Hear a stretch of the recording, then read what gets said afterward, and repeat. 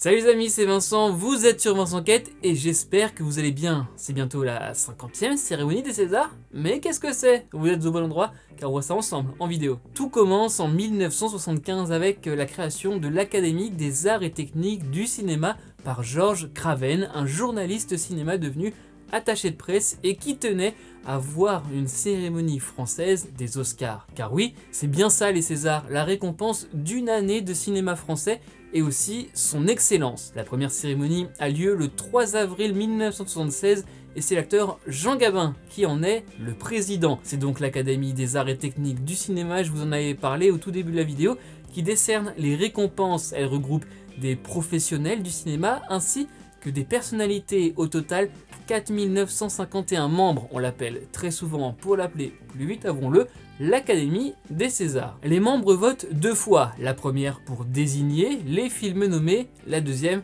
pour désigner le lauréat. C'est un vote à bulletin secret, les films éligibles sont ceux sortis en salle entre le 1er janvier et le 31 décembre de l'année précédente, fin de citation. Mais quels sont les prix remis? Allez, c'est parti pour la liste. Meilleure actrice, meilleur acteur, meilleure actrice dans un second rôle, meilleur acteur dans un second rôle, meilleure révélation féminine, meilleure révélation masculine, meilleur scénario original, meilleure adaptation, meilleure musique originale, meilleur son, meilleure photo, meilleur montage, meilleur costume, meilleur décor, meilleurs effets visuels, meilleure décoration, meilleur film de court-métrage d'animation, meilleur film de court-métrage documentaire, meilleur film de court-métrage de fiction, meilleur film d'animation, meilleur film documentaire, meilleur premier film, meilleur film étranger, meilleur film.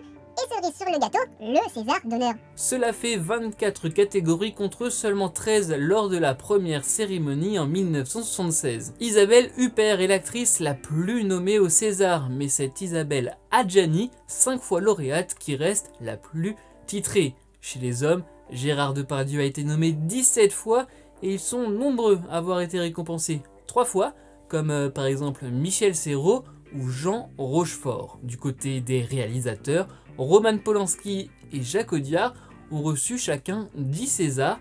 Quant aux films les plus primés, ce sont Le Dernier Métro de François Truffaut et Cyrano de Bergerac de Jean-Paul Rappeneau avec chacun 10 Césars. Mais pourquoi on appelle ça les Césars? Tout vient du nom du créateur du trophée. Il s'agit en effet du sculpteur César.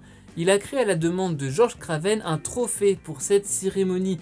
Le nom du sculpteur était proche des Oscars américains. Le nom est donc resté. Quant à la forme du trophée que l'on connaît, c'est une compression typique du style de César. Il existe une autre explication, une référence pour être précis au film César de Marcel Pagnol, sorti en 1936. C'est pour ça aussi, petite parenthèse, qu'il n'y a pas de S au César puisque c'est un nom propre, quelle que soit l'explication. Ce trophée mesure 30 cm et pèse environ 3,7 kg. Anecdote, mais c'est une estimation, le César vaudrait environ 1500 €.